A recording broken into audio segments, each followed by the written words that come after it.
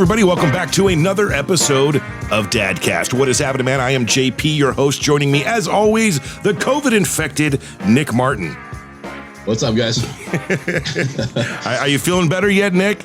I'm feeling a lot better today than I was yesterday. Good. Joining us today is, well, I'm pretty excited for this guy.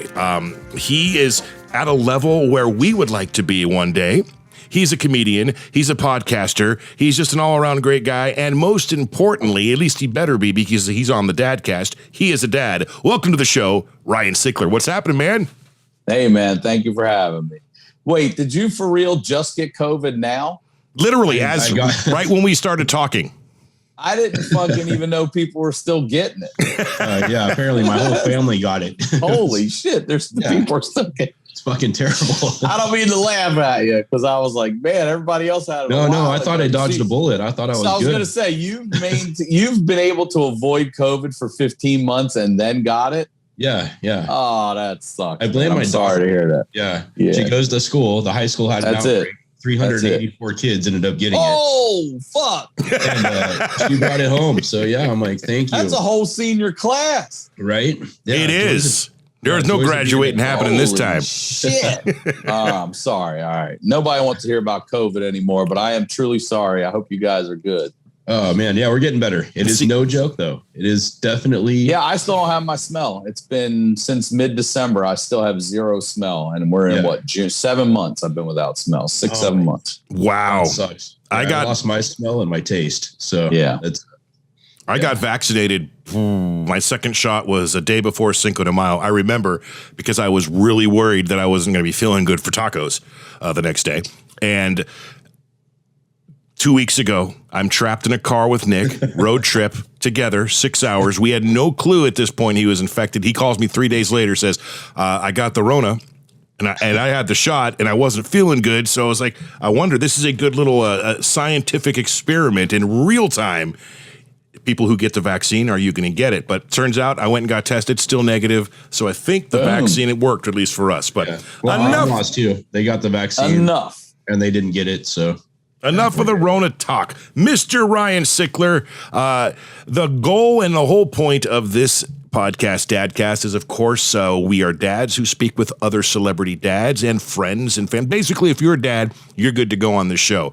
And we try to do our best to talk about our kids and our journey and the path that is fatherhood for each of us. But we do typically tend to go off the rails. You run a podcast. You know how it goes. So just forewarning there. The very first question and the most important question of all when being on DADCAST is, how many kids you got, man?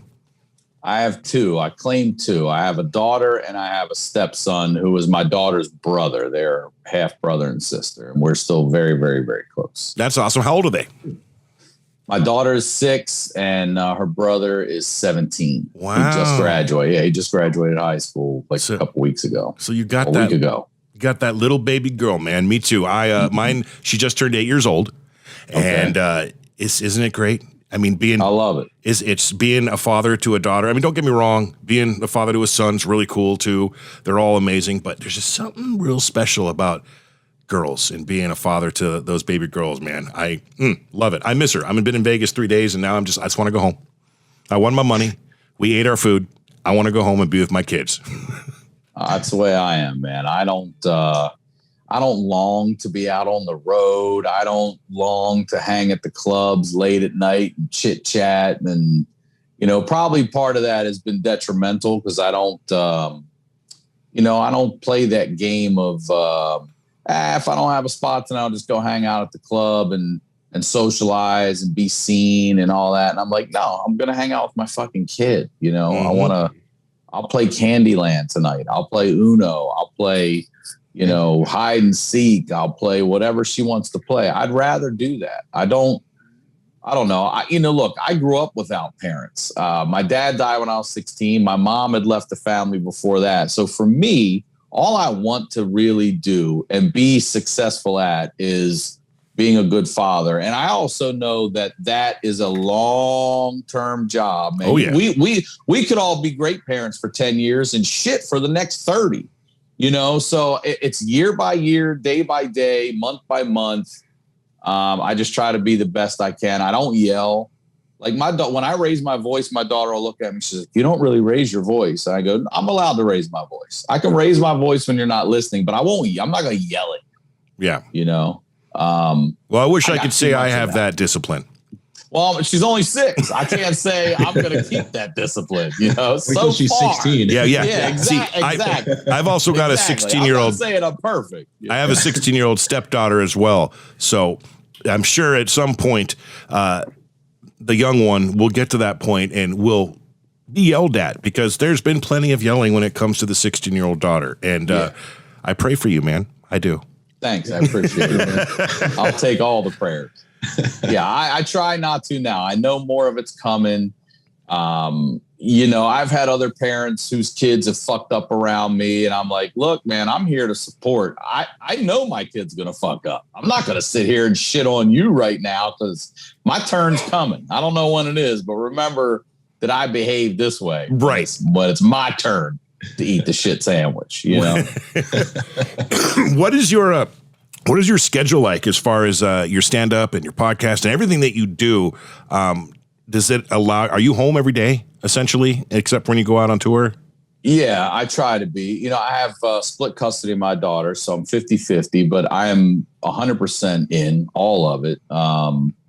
It's just me, you know. For 5 years now, I've been a single dad. And when I have her, it's just me. I don't have help. My daughter's mom lives next door to Lana, who owns the music store here where I rent. So, you know, if she forgets, I was just telling my friend this, if she forgets something, hey, can you girls watch Stella real quick? I'll run to the store. If I forget something, it's like, we got to get back in the fucking car and we got to go get it. You know what I mean? Like, there's been it's been every diaper, every bath. I really have been, I feel like I hit menopause, because I've been going through this thing where I've been patting myself on the back. I beat myself up all the time. But I've been patting myself up on the back. I happen to, you know, when you go through your phone, some old photos came up of my daughter when she was 1. And I looked at her and I was like, holy fuck, you were 1 year old or 1 year old. I don't like when people say years, because it's a singular year. I can't believe I just did that. You were a year old. And I did all that.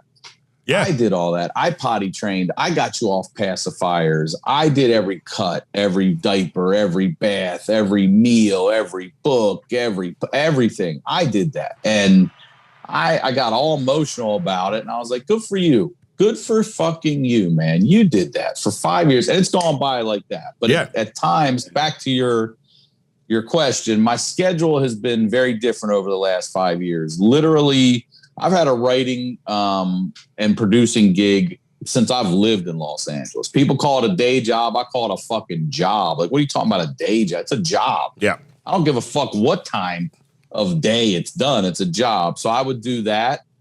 I would leave in the middle of that to go podcast and record at my studio that was around the corner on my lunch break. I'd come back. I'd put an extra hour in at the day.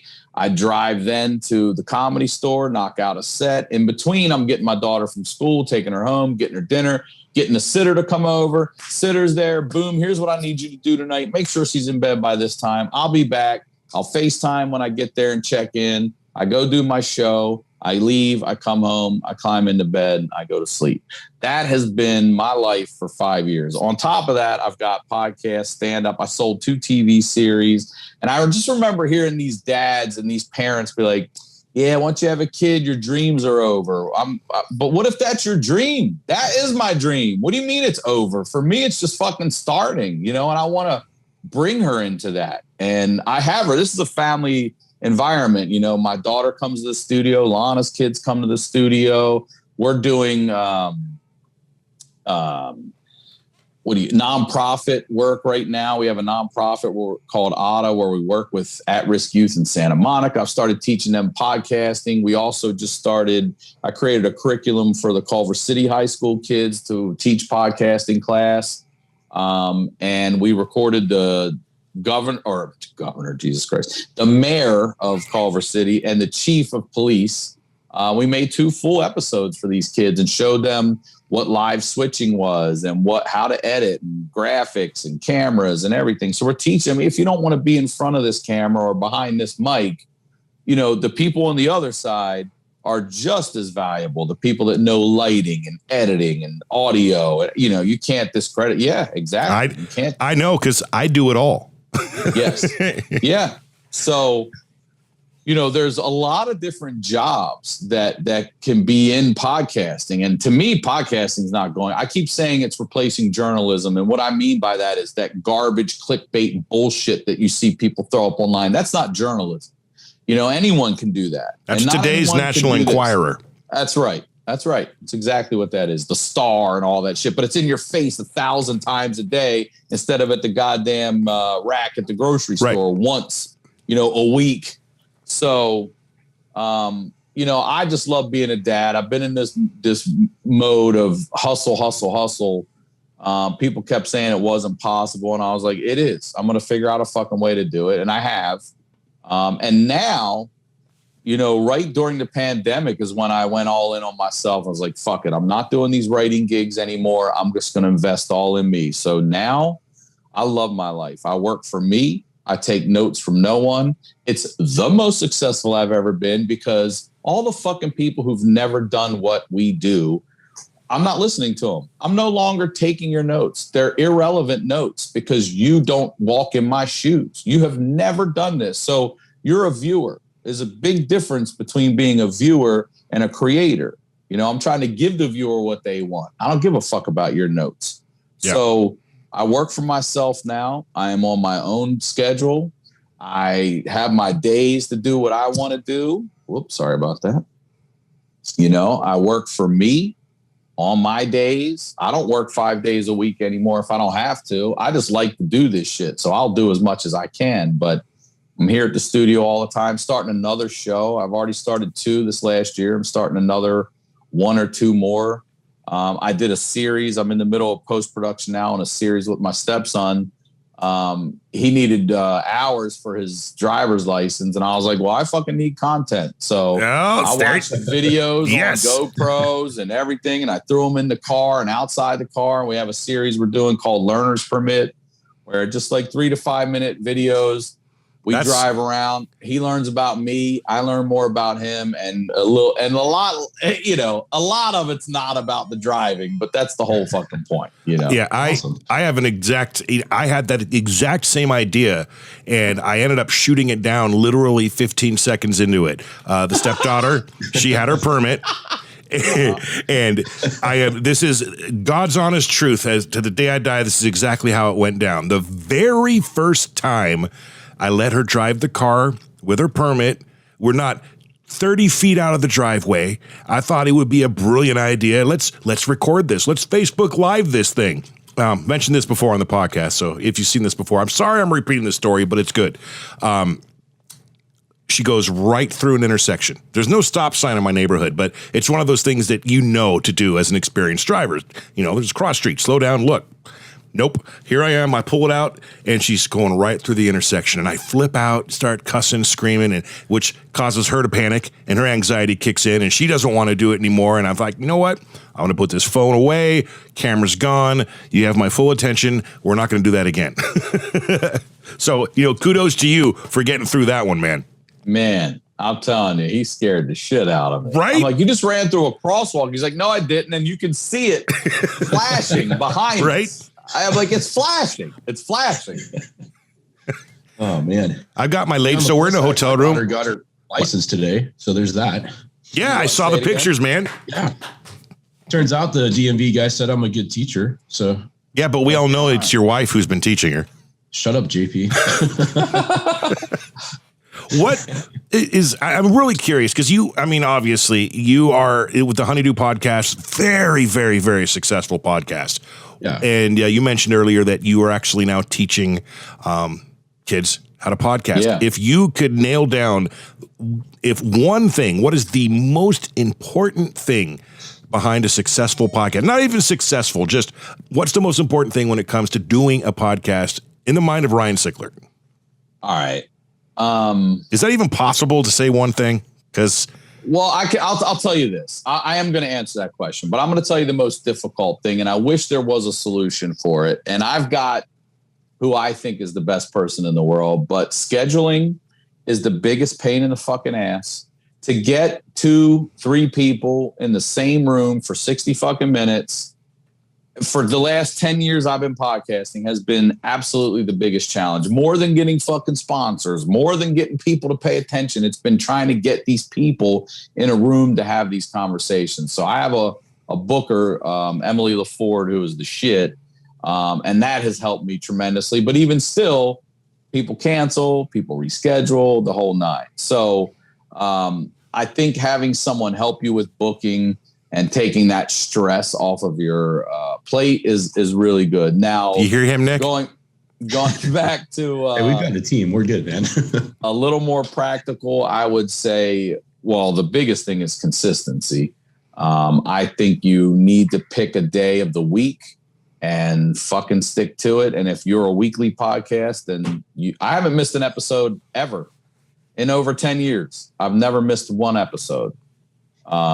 And I record ahead. Sometimes I'll record 2-3 at a time and keep it because I go on the road or I'm a parent. I got to do this shit. I'm going out of town or we're going on vacation, So fortunately for me, my episodes mostly are pretty much evergreen. You can go back and listen to someone tell their life story. We're not talking about topical Super Bowls and Coronas and these things and that thing. So I believe consistency, and I believe, I'll date myself, but I know back in the day, Sopranos was Sunday night. The Wire was Sunday night. I knew what I was watching that night. These days now you can watch whenever the fuck you want. But if I know audio drops on Monday, video drops on Tuesday. That's my Honeydew is Tuesdays. My Monday morning, Bill Burr, my YMHs are Tuesdays, that sort of thing. People, especially in the podcast world, they have their shows, just like the ladies used to have their soaps. Yep. Remember, you know what I mean?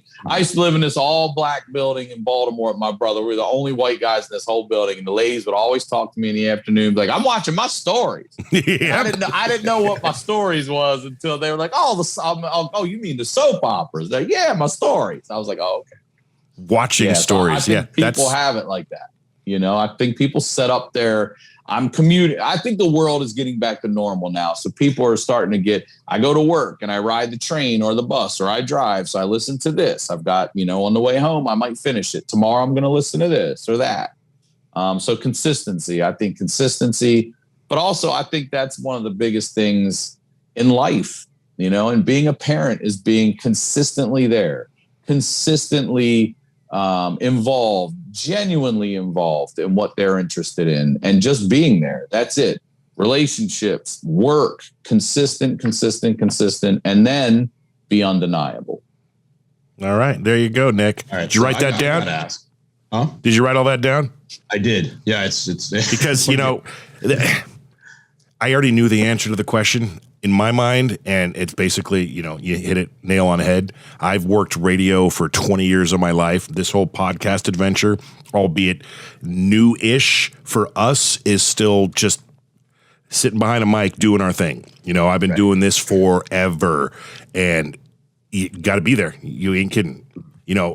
People say, well, I need the lighting to be perfect. I need everything, the audio, it helps. Having good sound, especially with the podcast, pretty important. But bottom line, you can still get away with it and be very successful doing this off your phone if you had to. I mean, you're doing it right now. You look great. Mm-hmm. Thank you, man. It ain't easy to make me look good. I know, man. I work in radio. I have a face. I got the face for radio, right? Me too, bro. I listen to a little bit. Let me say this real quick. I listen to Gary V. I love Gary V's advice. And one of the things Gary V said, and I'm guilty of this myself, is that perfection is just another form of procrastination.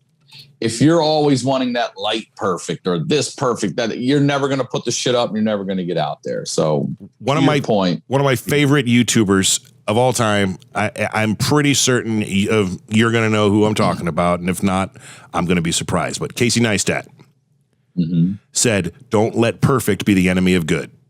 That's right. And it's so exactly, as long as you're putting stuff out that's good and it's not perfect, that's fine.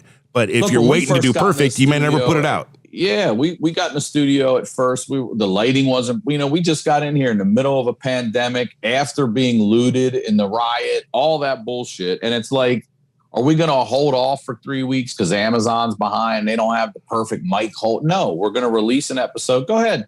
Shit on the studio all you want to, but you're watching something that you get the shit on. And it's fucking free. Yep. And it's not free to give you a free show at all. Nick, you were about to say something, man. So, we've got him on. I've got to know. So you work with a bunch of my heroes, Bert Kreischer. Oh, here we go. Bill Burr. What is it like? Like, I watched The Cabin with Bert Kreischer. I want to go to the cabin. I want to go to the cabin, bro. I recorded with Bert a few months ago before he left for Serbia to shoot his movie. So that episode will be coming out soon. Sweet. I co-hosted 2 Bears with him. Bert's fucking awesome. Mm-hmm. Tom and I go back we go back to kids. Like, I just hung out with him Saturday. It's funny. He hit me up. He was in town. He's like, look, man, I'm going to this thing. Come. We haven't hung out outside of comedy and working it's been years. It's been years because it's always work or something. Bill Burr is fantastic. It's just awesome. It's awesome to walk up to it. Look, I'm still a fan at the end of the day. And, to be able to walk up to the Comedy Store and see the fucking comedians, some of them you grew up as a kid watching, their names, the pictures, the stories, just all of it it's fucking awesome. I love my life. I haven't loved my life. I'm telling you, this shift look, man, it took me 48 fucking years to get here. I don't know how many I have left on this fucking side of that 48, but I'm hoping to run it until the wheels fall off the way I want to do it the rest of the way. I've done it all the way this way, but now it's the ideal way. And I'm going to a show Friday night. It's got a bunch of great comics on it. Sunday night, a bunch of great comics on. I'm at the Comedy Store, and the other night, Mike Tyson and Bobby Brown are hanging out in there. I don't know what Bobby Brown's doing there. He's got more shit to worry about. He should get his ass home. Yeah. But Mike Tyson was fucking in there. And it just feels like life is starting to come back. And there's a whole new Austin community now. I mean, it was always there, but it's much bigger and more profiled now with everyone that had moved there. So that's exciting to be able to go to a new area that embraces comedy like that. Right. It's awesome, man. It's fucking awesome. It's, it's hard work. Obviously, this shit's not easy. And if you're doing it right, you're getting up and you're being vulnerable and you're really talking about hard shit in your life and figuring out how to make it relatable and funny to people who may or may not even know who the fuck you are. Or even if they know who you are, they may not know your story. And it's just amazing to be able to work that art in front of people, and then people come up and go, man, that was really fucking good. I'm like, you like my shit? Like that one joke you did, I'm like, you remember that joke? That blows me away. Yeah. I feel like if I was just some guitarist and Jimi Hendrix fucking came up to me and was like, man, that was awesome, I'd be like, huh? I wouldn't. It still blows my mind. I'm still very humble. I'm still very, I can't kind of believe it. I never think anyone knows who the fuck I am. I never think anyone knows what I do. I mean, people still mess my name up all the time. The guy brought me out on stage recently you've seen him on the Honeydew. Motherfucker, I host the Honey. I hope you saw me on it. It's my show. I hope I was on. Oh, man. So, Nick, awesome. You appeared on Joe Rogan's podcast, correct? Ryan? No. Yes. Nick, I would know if you've been on Joe Rogan. Oh, you said Nick, too. Not that I know of. Good for you, Nick.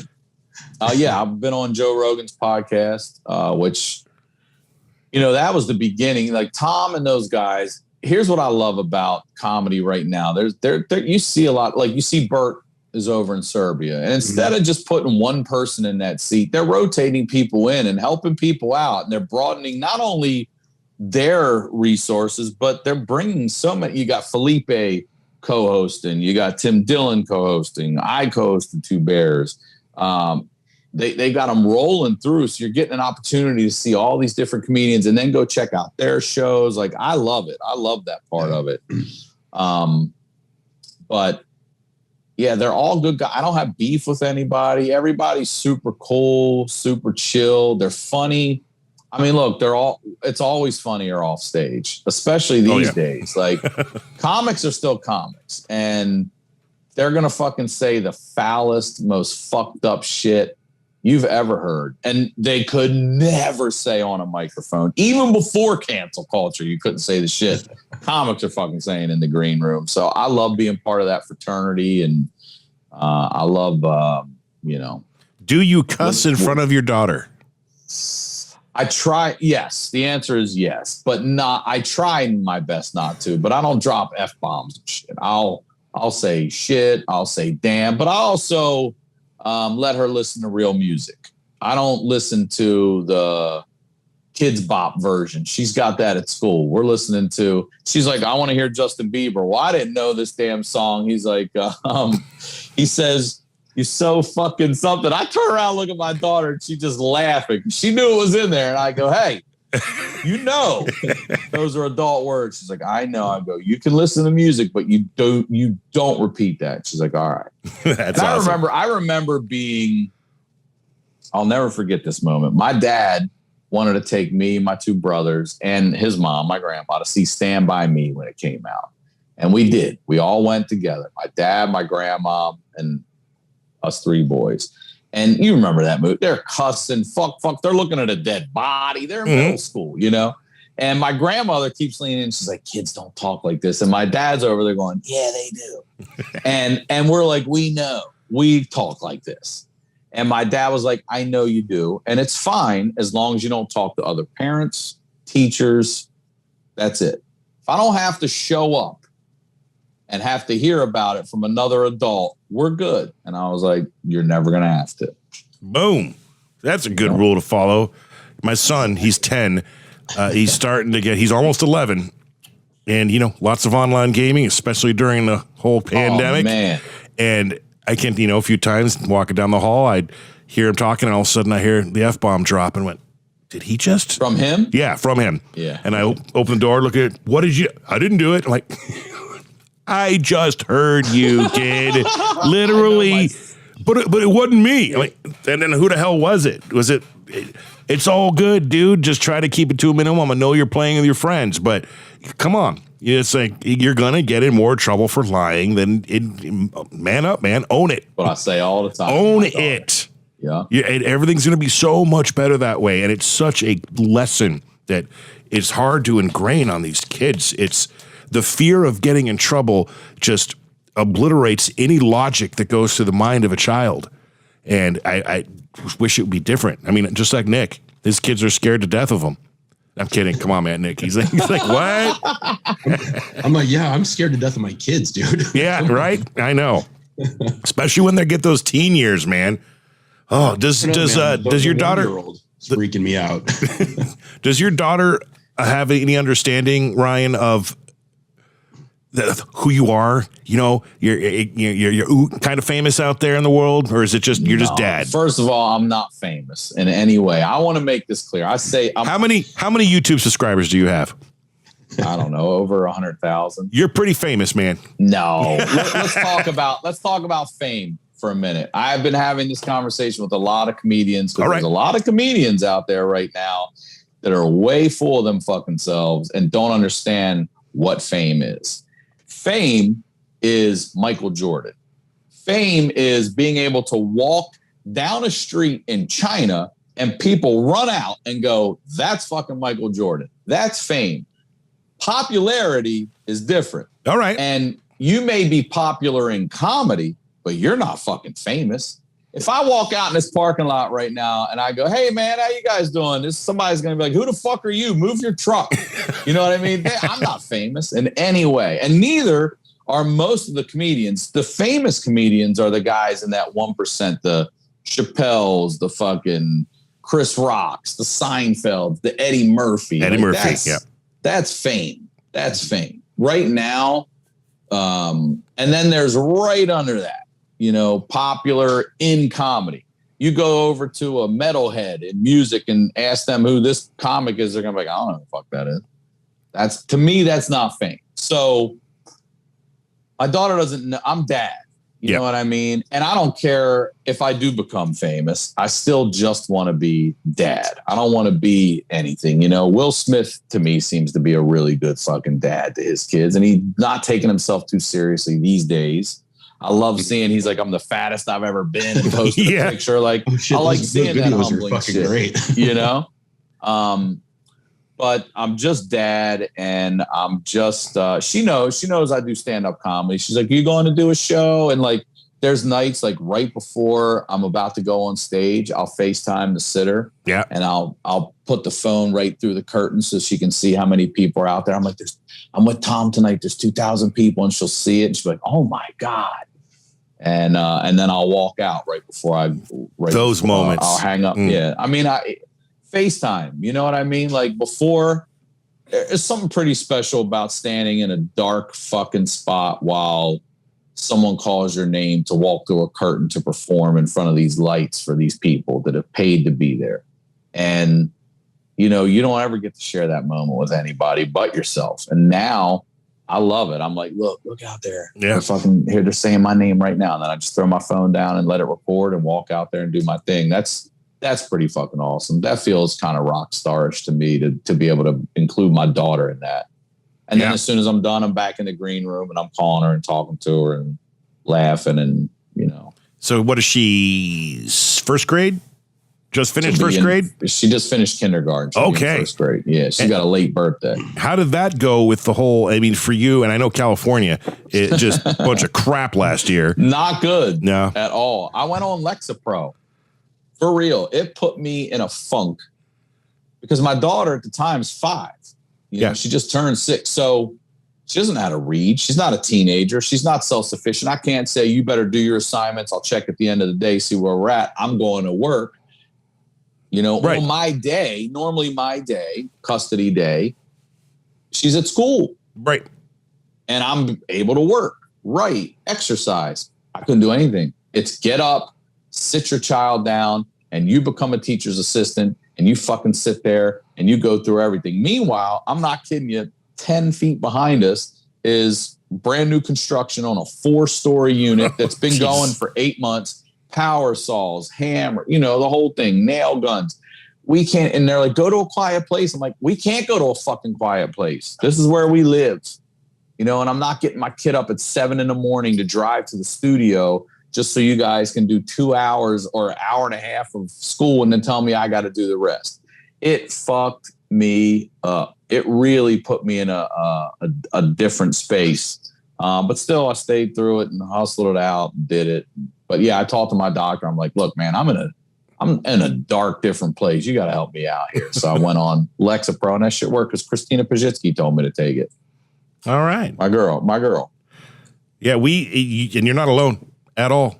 Now multiply that by like 3 or 4 for Nick. Yeah, that's what I'm saying. Right. Yes. Yes. You got all these kids, and not everyone has a computer. Everyone's on the fucking Wi-Fi.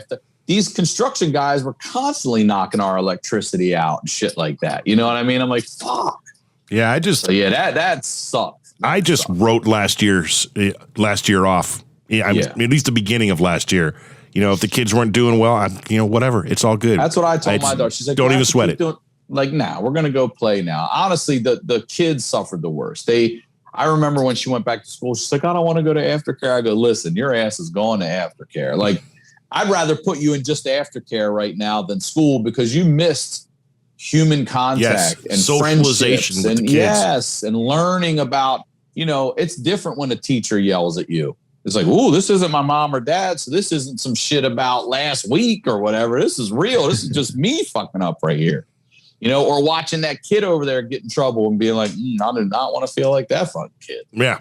That kind of shit is important. Now, we're going to have a bunch of Corona kids. There's going to be a bunch of kids running around doing crazy shit. I'm like, that was a Corona kid right there. Are you thumbing that statement right now? Ryan Sickler has coined the phrase Corona kids in 10 years, 10, 15, 20 years, instead of those, quote, those goddamn millennials, it's those goddamn Corona kids. Corona kids. God help us. I hope not. It's up to us as dads, at least on ours, to not have our kids become Corona kids. Yes. Yeah, that was definitely the toughest thing. The no human contact, just having the teenagers home and no friends. You're playing video games, watching TV all day. It's like, this is not what life is about. They need to be playing sports. They need to be around other people. It's funny. They need to know how to socialize and Can you imagine? Like, I would step back for a second and be like, man, if I was 15, 16 and this shit happened and I had to be in the house with my fucking parents, what? I would lose my, oh man, there's no way. Especially back in, the late 80s, the early 90s when we were that age. It's going to happen again. It's going to happen again. We might be in our 70s if we're lucky enough to still be around, but that shit's going to happen again. So we just got to be careful. Well, thank God for technology on that when it comes to that. It's funny. When all this went down, my lady, she said, I have been working my entire life for this. I don't have to go anywhere. I don't have to see people. I can stay at home and it's okay. 6 months in, she's like, yeah, I'm kind of over this. Yeah, I'm stoked to get concerts back, be able to actually go see a stand-up comedian in person. Yeah. I'm excited to have people. It's it's been fun to get back out there. Some shows here in LA are full capacity if like you show your vaccination card or whatever. Other shows are still 50%, which it feels like a failed show, if that makes any sense. It's scattered around the room too. It just feels like it doesn't feel like it was. Yeah. But I think, coming here in a couple of weeks and especially by September with football coming back and everybody being in the stadiums, like honest to God, I really think 2022 to 2025 is going to be like our roaring 20s and shit is going to be popping off here the next 3 years. I'm a concert promoter on the side. So we were looking like about 6 months ago, we started looking at the re-entering into the concert business and seeing the guidelines and stuff. And we're like, some of them wanted little bubbles. You're like, what the fuck is this shit? Like you have your little 6 people in a little like enclosed square. No. I'm like, no, this is, and then, they let the fear get to them, man. Yeah, you got other promoters like, I don't want to be the first promoter to throw a concert and be a super spreader. So you're like, all these. Well, they just have Foo Fighters at Madison Square Garden and Chappelle came out. So wait a couple weeks, see those numbers. And if everything's all right, then let's go. The Foo Fighters. It's looking good. We finally got some stuff happening in Oregon again. And it's looking like it's going to be full capacity. And so. Foo Fighters just played in Agora. I grew up in Thousand Oaks, California. So the Canyon Club. The Canyon Club right there. Up there, yeah. And there was a big old, here we go, back into Corona all of a sudden. But Ricky Schroeder, Silver Spoons, that winner of a guy. Yeah, I'm looking at you, Ricky. He's out there protesting because the Foo Fighters demanded, if you're vaccinated, you're in. You're only getting a ticket if you are vaccinated. Mm-hmm. What is the problem? Why are anyone fighting that? I didn't get a shot, so I can't go. Well, go get a shot. I'm going to throw this out there. Would Ricky Schroeder even go to a fucking Foo Fighters concert? Probably not. Who knows? I doubt it. God, he probably not even go to. They don't sing Christian music, so But I saw that, and then they're doing the New York thing. I don't got a problem with it. And even if I wasn't vaccinated, I wouldn't have a problem with it. I'm not one of those guys who's going to just throw a fit over something that, dude, get a shot, deal with it. If you're anti whatever, then don't go to the goddamn show. Simple, effective, done. I got a shot, and I didn't go to the show. Shut the fuck up. I'm here, and I didn't go. Shut the fuck up. Where in LA are you? What town do you live in? I'm in Santa Monica. Santa Monica. That's where I am right now, where the studio is at Santa Monica Music Store. How close are you to the pier, give or take? Oh, God. We're on 19th Street, so 19 blocks. Okay. Yeah, man, I love that. It's my old stomping grounds, man. I hear it's very, very different these days. How long have you lived in L.A.? Let me tell you, this last year, Santa Monica changed. I saw more guns in this block I work in this liberal Santa Monica I've ever seen in Baltimore fucking city when that shit went down. I promise you that. AR-15s were pulled out left and right in this liberal little left-ass town that doesn't want a Second Amendment. Are we talking citizens doing that? Yeah, citizens protecting their businesses. The guys across the street, they got theirs out. They have a pharmacy. and they're Israeli, and they all went in the military as children, they as young kids, and they're like, hey, they're the nicest. They're like, bring the kids over, we'll show them the gun, and we're like, we're good, but hey, stand over there with that motherfucker. And two of them stood outside while their friends boarded the place up because they knew they were coming for their opiates and pills and everything else, and no one fucked with them. The guy down the street at the donut place, he's in a little strip mall. Right. He stood out front and just held it. And they looted every fucking store in that little strip mall but his. They didn't even bother him. They just kept on.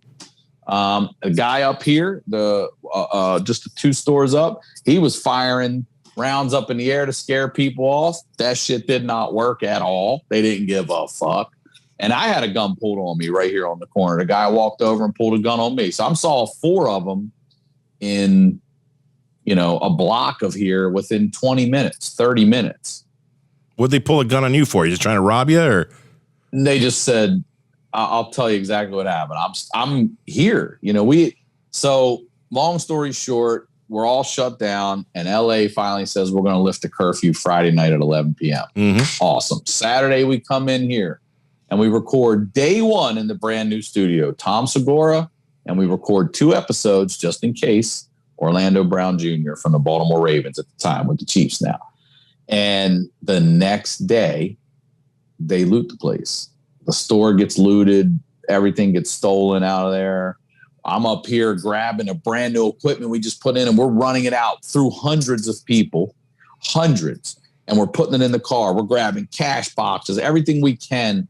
And we try to just we left this place basically cables and whatever else. And as I was in my car sitting and watching right before I'm leaving, just the fucking madness breaking through the windows and everything, this guy runs over with a gun, he goes, get the fuck out of here, faggot. And I was like, all right, that's time for me to go. And I got hate crimed in the Black Lives Matter movement, and I got the fuck out of there. Ain't that a big contradiction? Jesus. Well, that is a story. I can say that I was sitting on my couch in Oregon, where I live now, and I probably witnessed that when it happened. Who wasn't glued? You didn't. I'll tell you why. This is what everyone said. I didn't hear that on the news. And I was like, yeah, because do you know how the news works? They got to have a news crew come and cover it. And they didn't. The police pulled up out front and told there's a strip of stores. They said, hey, if you have protection, feel free to exercise your Second Amendment rights. And then they drove off. Oh. Yeah, down to the 3rd Street Promenade. And then we were like, oh, well, here comes the National Guard. We're okay. They went right on by us. Here comes the fire department, right on fucking by us. And they all went down to the 3rd Street Promenade. I should point that way. Yeah. That's west. To protect, the poor people, the Nordstroms and the Nikes and the, Macy's. The Gucci's. And the people that don't have any fucking money. Not the small mom and pop businesses that they let get wiped the fuck out. Yeah. And we're still reeling from it, and honestly, still not allowed to have in-person music lessons because of the literal transfer of spit in your woodwinds, things like that. You can't sit in a tiny room and teach somebody how to play a trumpet or a saxophone because you have spit going on. Now, was your daughter, was that a non-custody day, I'm hoping? No, I had her that day. Oh. Called her mom, and her mom, like I said, we're all close. Her mom still lives next door to Lana, and I'm like, so I had the Citizen app on my phone, and I kept seeing these alerts pop up, like the store at the end of the street where I live got robbed, and then another one got robbed. And I was like, look, man, this shit's coming closer and closer to me, but you're more in the neighborhood. I'm right off of Santa Monica Boulevard, and can I bring her over and drop her off? And then I'm going to go help Lana at the store. And that's what we did. And then at some point, you saw it. It was inevitable. It was hundreds of people rolling up the street in cars, on foot, bashing windows, breaking people's windows while they were in the street, in their cars, stopping in the middle of traffic, just angling, blocking everybody, grabbing whatever the fuck they wanted, running out of here with 2 guitars at a time. It was fucking insane. It was insane. And at some point, you saw it getting took over and you had to go. Yeah. And that was it. And then we came back. I came back at like 11:30 at night when it was all done. And we all just started boarding up and getting to work. Wow. I'm speechless, and I'm typically not speechless. This is a radio guy. That's like just, yeah, I'm putting myself in that position, as I'm trying to put myself in your shoes as a dad, but I can't. I could just imagine how scary. I still can. I still feel like when I talk about it, I still feel like somehow I'm hovered above it watching it because it was just, I've never seen anything like that. I hope I never see anything like that again. And the weird thing is the street where we are, there's some auto lots. So it's one of these wider streets that you can pull your car carrier on and bring the cars off. It's a little wider.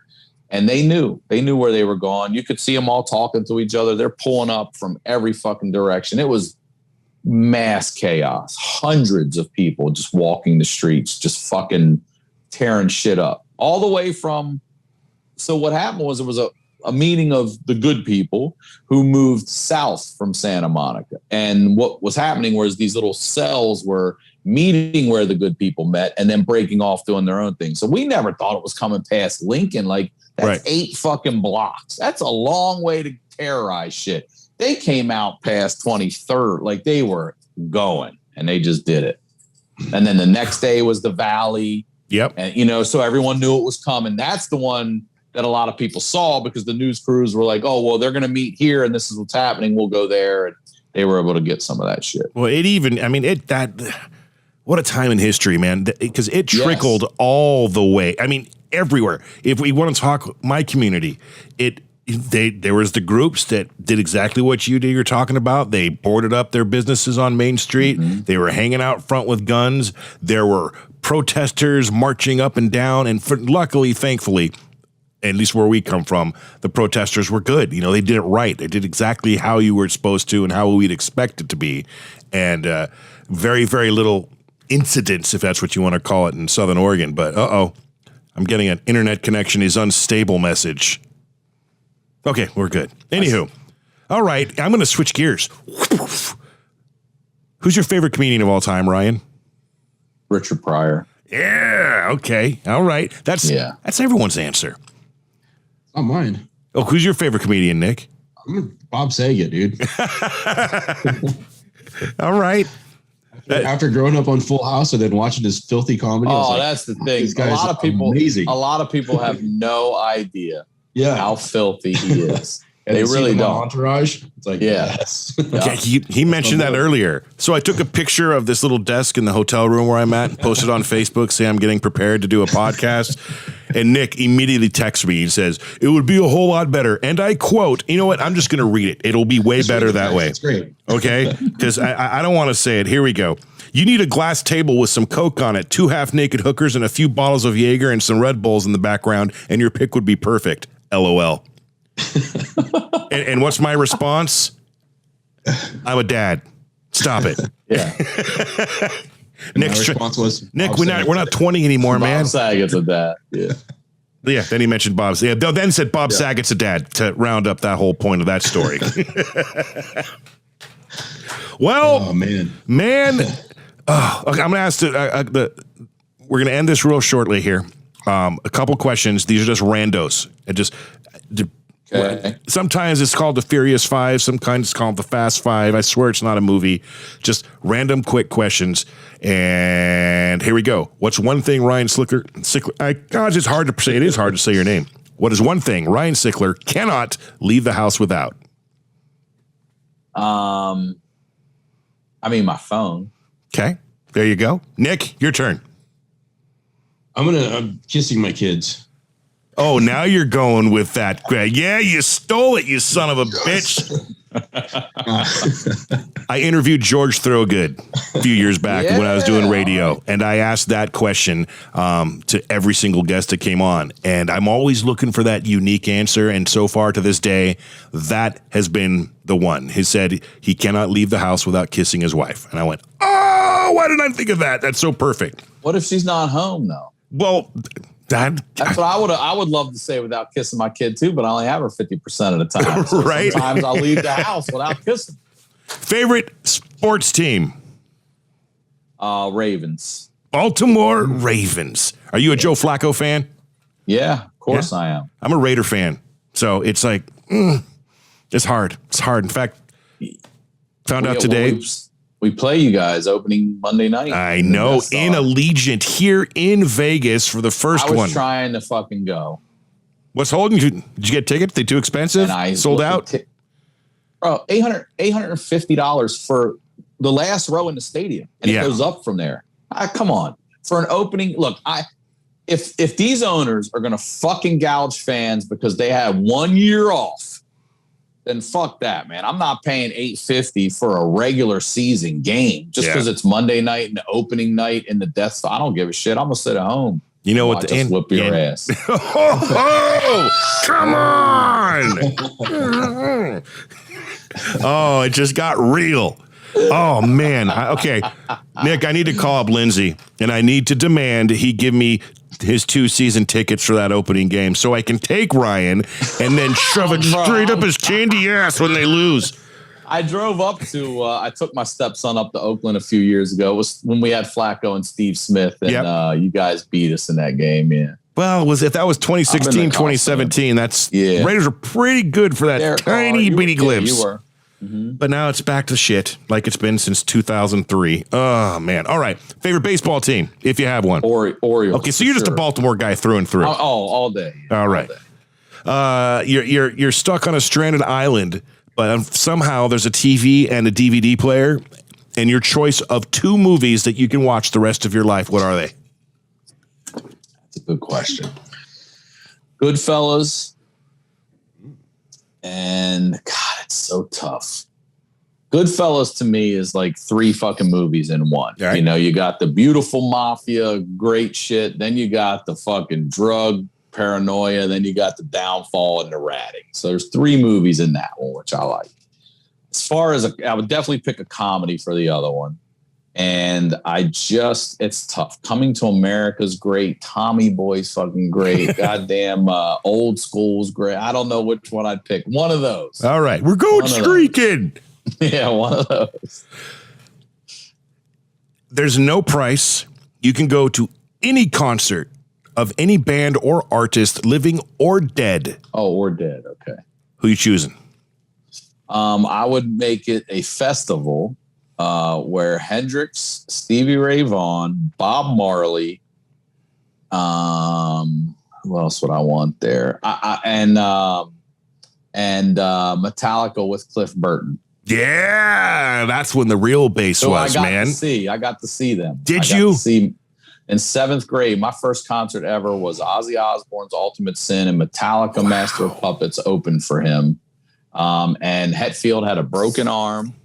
And the guitar tech played all his shit because they were still young kids. Yeah. And Cliff died only very, very shortly after that concert. I saw him. Yeah, that would be the concert I'd see. My first Metallica concert came right after that, or a year or so. But Justice for All, I was in 8th grade. Yeah. And I mean, come on. How mind-blowing is that? Oh, God, intimidating when you're, 13, 14 years old. And what is that gigantic circle of humanity trying to kill each other in front of me? Oh, go into it. Yes, go into it. Enter. There it is. All right, Nick, you got anything, man? No, I don't. All right. I would take Ricky Schroeder to go see DC Talk, though.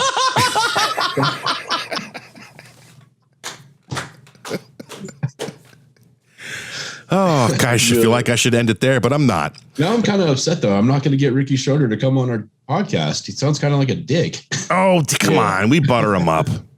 Just tell them we got 100,000 followers on Facebook. You need the exposure, man. We'll get you on, man. We'll take care of you. NYPD Blue's not coming back. Silver Spoons is long gone, son. Long gone, bro. All right. So, of course, we have to drop the hammer right off the bat and ask, would it be out of the question to appear on your podcast one day, these 2 dads, even though we're not comedians, but we are funny looking? No, it's not out of the question. Okay. That's not a yes or a no, though, is it, Nick? That was probably the most polite fuck you I've ever heard of my life. Just get in touch with Ricky Schroeder's people and hit me up. Yeah, all right. All right, y'all. Well, that is that. Everyone, thank you, Ryan, thank you for coming on the show, man. We much appreciate it. You are amazing. We're a big fan of Honeydew Project. Yes, it's amazing. Everybody else, next, you know what? No. We can't end it on that. Please let everyone know who have not heard of Ryan Sickler where they can catch all your stuff. What is the smorgasbord? You got a website? Yeah, for sure. RyanSickler.com is where you can find everything. The Honeydew Podcast is my show. Wait, why are we getting a call? Hold on. Still there? Yep. There we go. I was getting a call. RyanSickler.com is my website. The Honeydew Podcast is my show. My Patreon show is The Honeydew with Y'all, where I highlight the lowlights with y'all. Regular people send in not regular stories. I'm telling you, that show is something else. Ryan Sickler on all social media. That's it. All right, go check them out, man. You'll really enjoy it. Honeydew Podcast. It's good, amazing stuff. And as mentioned not even 2 minutes ago, it's not out of the question where you'll see JP and Nick on that podcast. Everyone else, thank you, guys. Thank you for hanging out. Ryan Sickler, you're amazing. You sound like a great dad. Keep that shit up. We need more of you in the world that are good dads to make this world spin around and make it better. Nick, thank you as always. Ryan, you're amazing. Have a great rest of your day. And all of you, we'll catch you next week. Thanks for watching, man. See you. Later.